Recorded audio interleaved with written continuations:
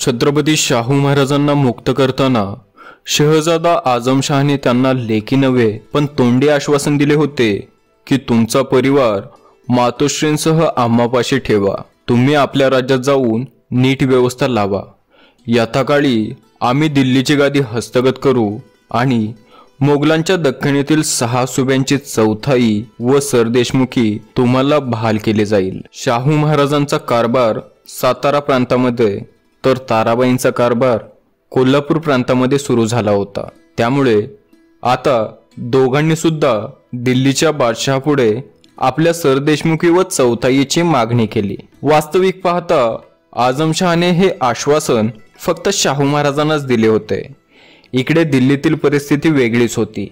आश्वासने देणाऱ्या आझमशहाचा मृत्यू झाला होता आणि मुअज्जम उर्फ शाह आलम बहादूर शाह हा गादीवर बसला होता। त्याने प्रथम शाहू व ताराबाईंची मागणी धुडकावून लावली, पण नंतर त्याच्या डोक्यामध्ये प्रकाश पडला। मराठ्यांच्यात पुन्हा एकदा फूट पाडायची ही एक नामी संधी आहे, त्यामुळे त्याने एक अट दोन्ही पक्षांमध्ये घातली। शाहू महाराज व ताराराणी यांनी आपापसात लढून हा तंटा पूर्णपणे मिटवावा व सनदांचे खरे हक्कदार आणि स्वराज्याचे खरे उत्तराधिकारी कोण हे कायमचे ठरवावे, म्हणजे त्या वारसदाराला चौथाई व सरदेशमुखीच्या सनदा देण्यात येतील। याचबरोबर बादशहाने ताराबाई पुत्र शिवाजीराजांना 7,000 मनसब तर शाहू महाराजांना 10,000 मनसब बहाल केली, परंतु चौथाई व सरदेशमुखीच्या सनदा मात्र कोणाच्याच वाट्याला दिल्या नव्हत्या। मधल्या काळामध्ये शाहू महाराजांचे सेनापती धनाजी जाधव मृत्युमुखी पडल्यामुळे त्यांचे पुत्र चंद्रसेन जाधव यांना सरसेनापतीपद तर बाळाजी पंतांना सेनाकर्ते हे पद दिले होते। सेनाकर्ता म्हणजे राज्याचा संरक्षण मंत्री। साहजिकच सैन्याची काही हालचाल करण्यापूर्वी शाहू महाराज सेनापतीऐवजी सेनाकर्त्याची मसलत घेत असत। त्यामुळे चंद्रसेन जाधवांच्या मनामध्ये बाळाजी पंतांविषयी द्वेष वाढू लागला। यातूनच शाहू महाराजांचे अन्न खाऊन इमान ताराबाईंकडे झुकू लागले। चंद्रसेन जाधवांनी ताराबाईंना पाठवलेल्या एका पत्रामध्ये ते स्पष्टपणे म्हणतात की आमची निष्ठा स्वामींचे पायाशी, स्वामींची चरणसेवा करावी व यशकीर्ती संपादावी हाच हेतू। यावरून त्यांच्या मनामध्ये काय होते हे स्पष्टच कळते। त्यामुळे एकनिष्ठ असलेल्या बाळाजी पंतांचे व चंद्रसेन जाधवांचे कधीच पटले नाही, यात काही विशेष नाही। साधारणतः याच सुमारास म्हणजेच ऑगस्ट-सप्टेंबर 1711च्या सुमारास दख्खनच्या सुब्यावर दाऊद खान पन्नी याच्या जागेवर निजाम उल मुल्क याची नेमणूक करण्यात आली होती। हा निजाम फार कपटी व कारस्थानी होता। शाहूंच्या पक्षामध्ये मुत्सद्दी फार आहेत, त्यामुळे प्रथम शाहूंना बुडवावे आणि नंतर ताराबाईंना मात देता येईल अशी त्याने योजना आखली। शाहू महाराजांच्या समोर एक नवेच संकट उद्भवले होते। अशातच ताराबाईंनी शाहू महाराजांच्या विरोधकांना बंड करण्यासाठी भडकवले। उदाजी चव्हाण, दमाजी थोरातांसारख्या बंडखोरांना जेरीस आणण्यासाठी शाहू महाराजांनी चंद्रसेन जाधव व बाळाजी विश्वनाथांना रवाना केले। मुळातच एकमेकांचे पटत नव्हते आणि अशा परिस्थितीमध्ये एके दिवशी चंद्रसेन जाधव व बाळाजी पंतांमध्ये कोणत्या तरी कारणावरून भांडण झाले। जाधव सेनापती असल्यामुळे त्यांच्या हुकमातली सेना होती। जाधवांनी बाळाजी पंतांना पकडण्याचा हुकूम सोडला, परंतु पंत शिताफीने फौजेतून निसटले व थेट सासवडला अंबाजी पंत पुरंदरांकडे गेले। अंबाजी पंतांच्या मदतीने बाळाजी पंत पुरंदर किल्ल्यामध्ये दबा धरून राहिले। पुरंदरगड हा सचिवांच्या ताब्यामध्ये होता। सेनापती व सेनाकर्ते यांच्या भांडणामध्ये आपल्या जहागिरीचे नुकसान नको म्हणून सचिवांनी बाळाजी पंतांना पुरंदर सोडायला सांगितले। शेवटी बाळाजी पंत 700 स्वार कुटुंब आणि आपले दोन्ही पुत्र यांच्यासोबत परिंच्याच्या खिंडीने उतरत असताना सेनापती जाधवांच्या फौजेने बाळाजी पंतांना पकडले व वाईजवळच्या पांडवगडावर कैदेमध्ये ठेवले। इतक्यात सासवडला अंबाजी पंत पुरंदरे व खंडोबल्लाळ चिटणीसांना ही बातमी समजली। त्यांनी तातडीने साताऱ्यात जाऊन शाहू महाराजांची भेट घेतली आणि त्यांना परिस्थिती समजावली। शाहू महाराजांना सुद्धा बाळाजी पंतांची कामगिरी माहिती होती। त्यांनी विचार न करता लगेच अभयपत्र जारी केले व बाळाजी पंतांच्या सुटकेचे आदेश दिले. शाहू महाराजांनी बाळाजी विश्वनाथांना अभय दिल्याची वार्ता चंद्रसेन जाधवांना समजली आणि त्यांनी थेट शाहू महाराजांनाच पत्र पाठवले की बाळाजी पंतास स्वामींनी आश्रय देण्याचे ठरवले असल्यास आम्हास महाराजांचे पाय सुटतील. आम्ही त्यांचे पारिपत्य केल्याशिवाय स्वस्थ बसणार नाही. शाहू महाराजांनी चंद्रसेन जाधवांची समजूत घालण्याचा प्रयत्न केला, परंतु चंद्रसेन जाधव उघड निजाम उल मुल्कच्या पक्षाला जाऊन मिळाले. शाहू महाराजांना ही एक नवीनच डोकेदुखी झाली. त्यांनी रिकामी झालेले सेनापतीपद चंद्रसेन जाधवांचा भाऊ संताजी जाधव यांना दिले. शाहू महाराजांचे अनेक सरदार ताराबाईंकडे असल्यामुळे व अनेकांनी बंड मांडल्यामुळे शाहू महाराजांना सैन्याची निकड भासू लागली. सैन्याची पुनरुभारणी करण्याची सारी जबाबदारी बाळाजी विश्वनाथांनी सेनाकर्ते या नात्याने आपल्या शिरावर घेतली. या कामामध्ये बाळाजी पंतांना अंबाजी पंत पुरंदर यांची फार मोलाची मदत झाली. अंबाजी पंतांच्या अनेक ओळखी व स्नेहसंबंधांमुळे बारामतीकर नाईक सावकार, चास्कर जोशी सावकार अशा सावकारांनी बाळाजी विश्वनाथांना भरपूर अर्थसहाय्य केले. तसेच या कामात मदत म्हणून शाहू महाराजांनी बाळाजी पंतांना 25 लाख रुपयाचा सरंजाम व नाशिक गाव मोकासा दिले. बाळाजी पंतांनी देखील या सावकार मंडळींचे ऋण आयुष्यभर उतरून ठेवले नाही. त्यांनी या मंडळींशी सोयरीकी जोडल्या. त्यांनी आपली थोरली मुलगी भिवबाई हिचा विवाह कृष्णाजी नाईक बारामतीकर जोशांचा पुतण्या विश्वनाथ उर्फ बाबूजी नाईक बारामतीकरांशी आणि थोरला मुलगा विश्वनाथ उर्फ बाजीराव यांचे लग्न महादजी कृष्णाजी जोशी चास्कर यांची मुलगी काशीबाई हिच्याशी केले. नवीन सैन्य उभारले जात होते. अशातच चंद्रसेन जाधव निजाम उल मुल्कच्या निसबतीची फौज घेऊन बाळाजी पंतांवर पुन्हा चालून आले. बाळाजी पंत व नवे सेनापती संताजी जाधवराव खंबाटकी घाट ओलांडून पुरंदरच्या नैऋत्येस असणाऱ्या नारायण गावापाशी येऊन पोहोचतात न पोहोचतात तोच कात्रज ओलांडून चंद्रसेन जाधवांची मोगली फौज नारायणपुराजवळ येऊन पोहोचली. दोन्ही सेना त्वेषाने एकमेकांवर चालून गेल्या. लढाई सुरू होऊन पुरते 2 प्रहर होत आले तरी कोणी सुद्धा मागे हटत नव्हते. चंद्रसेन जाधवांचे बाळाजी पंतांशी शत्रुत्व होते. त्यांना बाळाजी पंतांना मारायचे होते, परंतु पंतांच्या संरक्षणाची जबाबदारी जणू संताजी जाधवरावांनी घेतली होती. एका बाळाजी विश्वनाथांसाठी आजचे युद्ध 2 सख्या भावांमध्ये पेटले होते.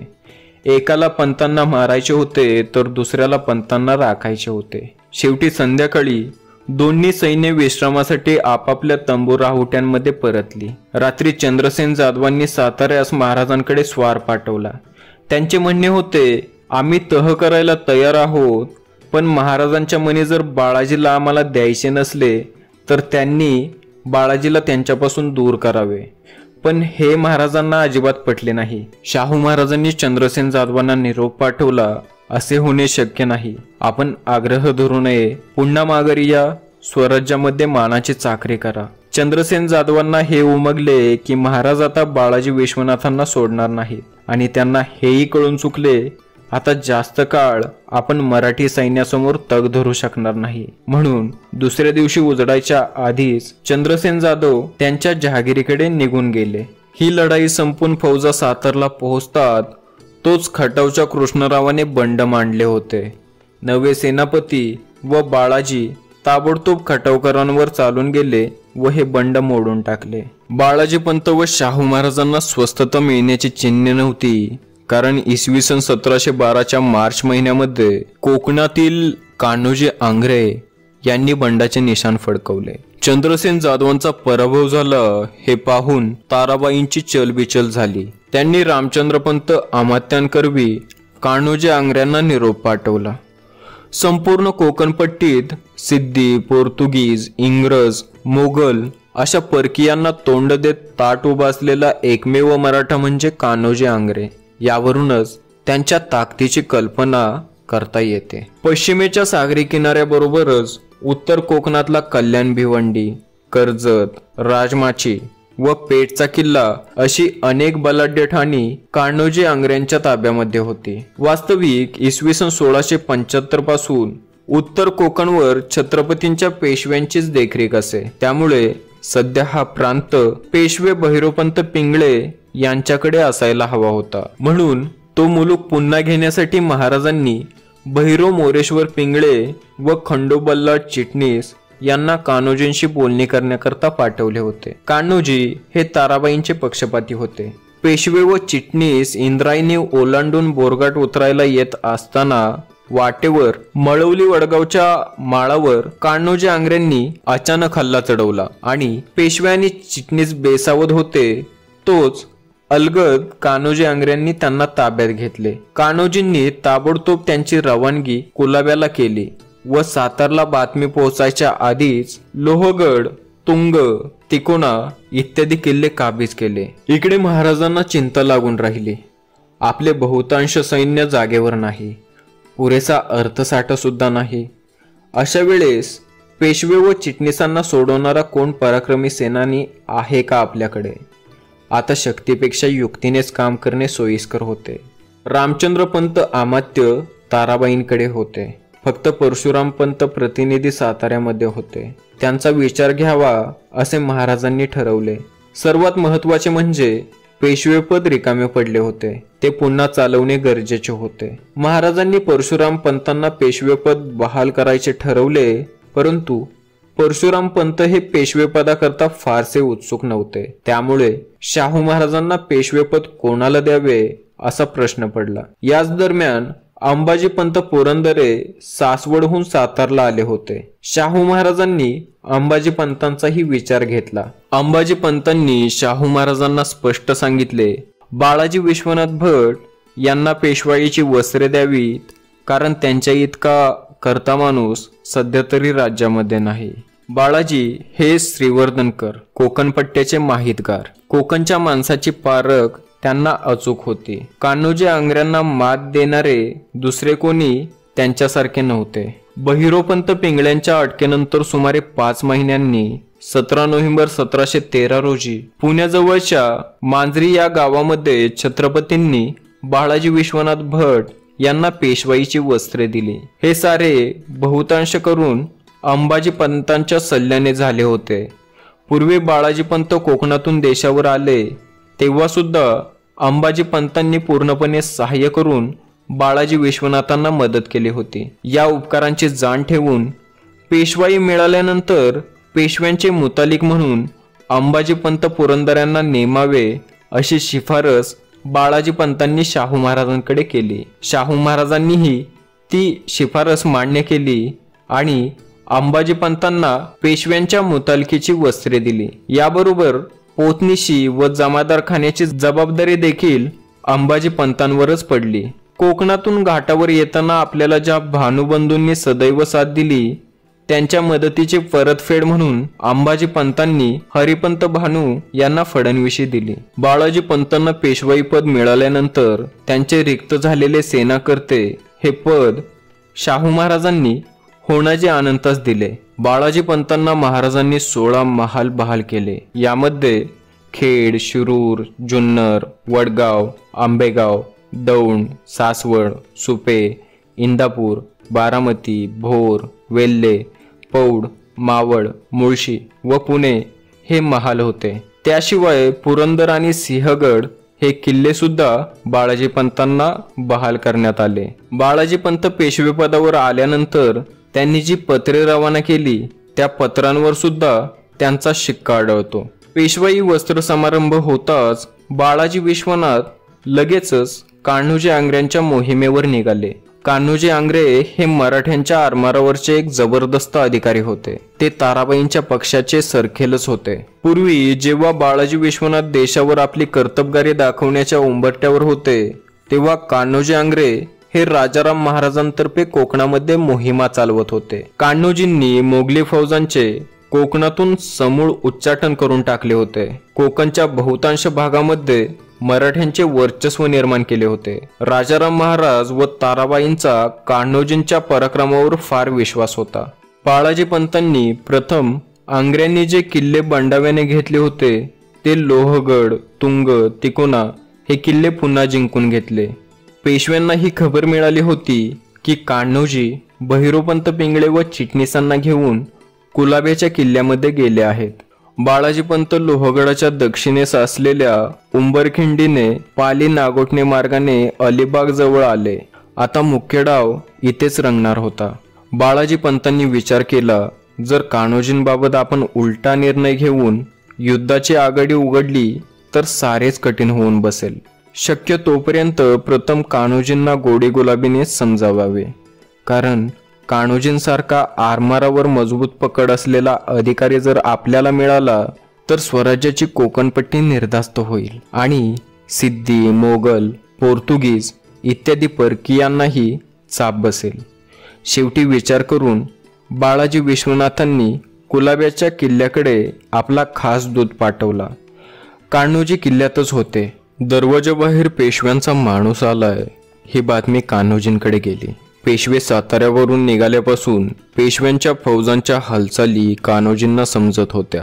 आपण घेतलेले डोंगरी किल्ले पेशव्यांनी पुन्हा जिंकले व पेशवे फौजेसकट कोकणात उतरले आहेत या खबरा सुद्धा कान्होजींना मिळाल्या होत्या. पेशवे आता आपल्या विरुद्ध युद्ध पुकारणार असे कान्होजींना वाटले आणि म्हणूनच त्यांनी आपले गलबते व सैन्य तयार ठेवले होते. इतक्यातच पेशव्यांचा स्वार आल्याची बातमी कान्होजींना मिळाली आणि ते चमकलेच. पेशव्यांचा मनसुबा तरी काय? दगाबाजी? नाही, दगाबाजी त्यांच्या रक्तात नाही.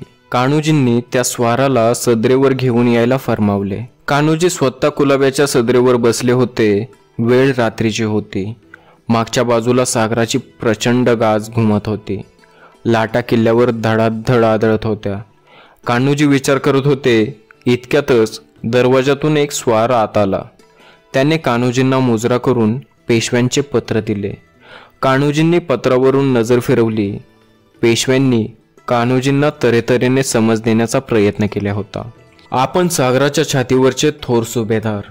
आपले तीर्थरूप तुकोजी राजे आंग्रे यांनी शिवाजी महाराजांची मनोभावे चाकरी केली होती. आता त्याच शिवाजी महाराजांचे वंशज शाहू महाराज गादीवर बसले आहेत. आपण त्यांच्या पायाशी इमान वाहिले पाहिजे. असे असताना सुद्धा आपण ताराबाईंशी इमाने कसे राहता? आज सिंहासनावर शाहू महाराजांचाच हक्क आहे. आपण जरी ताराबाईंकडे निष्ठा वाहिली असेल तरी आमच्या कामामध्ये हस्तक्षेप करू नयेत. तुम्ही आमचे पेशवे व चिटणीस यांना कैद करून नेले, ते तुम्हाला कसे परवडले?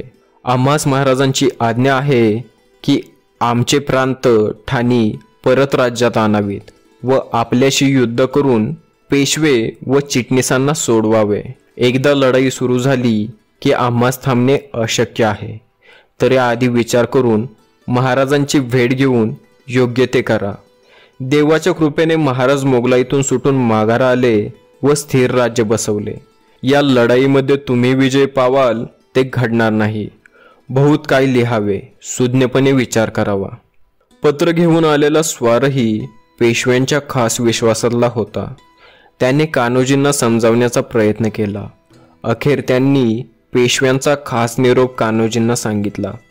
पेशव्यांनी त्या स्वारामार्फत कळवले होते की आम्ही भट श्रीवर्धनचे म्हणजे कोकणातलेच. आपण दोघे शेजारी. कोकणातला सिद्धीकडून मराठी रयतेला उपद्रव किती भयंकर आहे हे आपणास ठावे आहेच. महाराणी मातोश्री ताराबाईंचे सैन्यबळ आता फारसे राहिले नाही. त्यामुळे जर जंजिराच्या सिद्धीला मात द्यायची असेल तर एकट्या कान्होजींना ते शक्य नाही. ताराबाईंकडून पैशाची व सैन्याची फारशी अपेक्षा ठेवणे योग्य नाही. याउलट जर कान्होजी व शाहू महाराज एक झाले तर दोघांच्या सामर्थ्याने नुसते सिद्धीच नाही तर इंग्रज व पोर्तुगीजांनाही उखडून टाकता येईल. त्याकरता आपणाकडे असलेले सरकेल पद महाराजांकडून पुढे चालवले जाईलच, शिवाय वेगळा सरंजाम सुद्धा मिळेल. कान्होजींनी त्या स्वाराचे म्हणणे ऐकून घेतले व त्याला आपल्या मुक्कामावर जाण्यास सांगितले. रात्रभर कान्होजी विचार करत होते. बाळाजीपंत पेशवे म्हणतात ते खरंच आहे. तसे पाहिले तर ताराबाईंचा व त्यांच्या पुत्राचा गादीवर काहीच हक्क नाही. संभाजी राजांच्या मृत्यूनंतर त्यांच्या पुत्राचाच राज्याभिषेक व्हायला हवा होता. परंतु दुर्दैवाने शाहू महाराज मोगलांच्या हाती पडले आणि राजाराम महाराज व त्यांच्या पुत्राला गादी मिळाली. पण आता शाहू महाराज मोगलांच्या कैदेतून सुटून आले आहेत. सिंहासनावर बसले आहेत. त्यातच ताराबाईंचा पक्ष देखील ढासळत चालला आहे. यापुढे आपला निभाव लागेल का?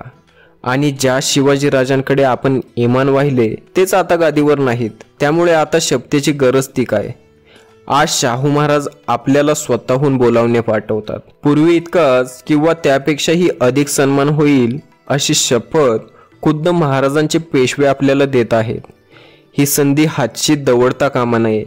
दुसऱ्या दिवशी कान्होजींनी पेशव्यांच्या स्वाराला बोलवून घेतले, त्याची उत्तम सरफराजी करून बक्षीस दिले व त्यामार्फत पेशव्यांना निरोप कळवला. आपला मनसुबा आम्ही जाणतो. आपण आपली लढाईची फौज सोडून खाशा फौजेसह भेटीसाठी यावे. म्हणजे काशी भेट होताच एक विचारे, जे मनी येईल ते करू. आम्ही महाराजांची चरणी विनम्र आहोत.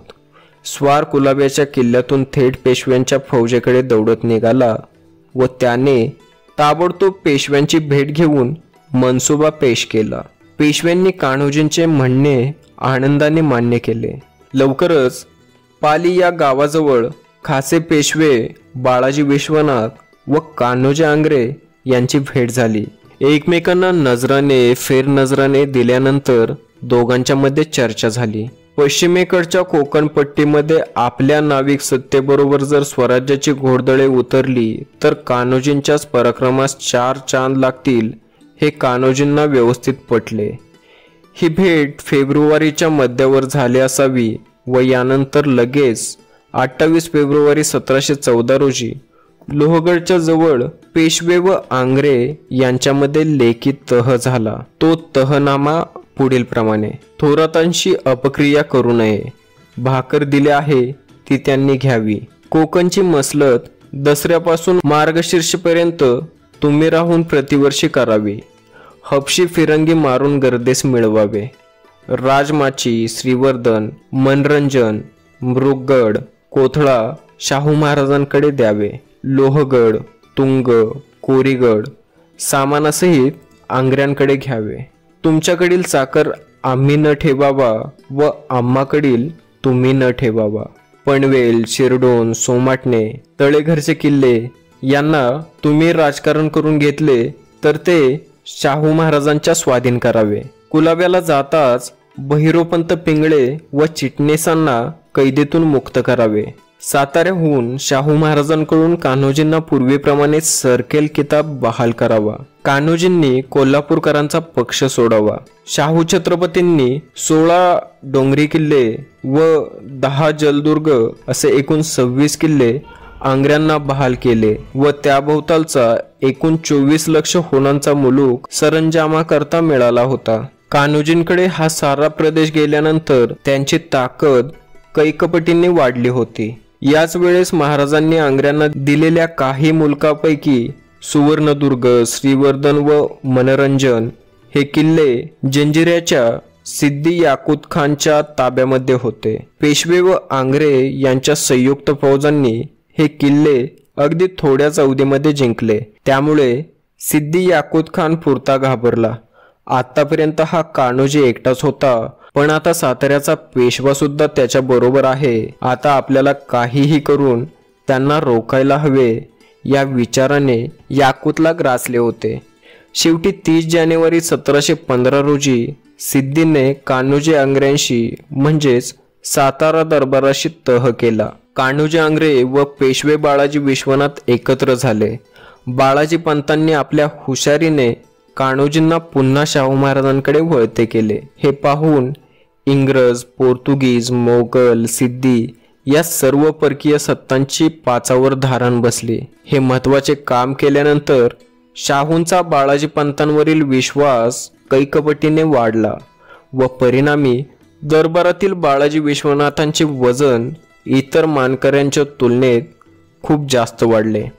धन्यवाद मित्रांनो, भेटूया नवनवीन माहितीसह पुढच्या रिअल प्राईम व्हिडिओमध्ये. तोपर्यंत आपला चॅनल रिअल प्राईम व्हिडिओजला सबस्क्राईब करून बेल आयकॉन प्रेस करायला विसरू नका.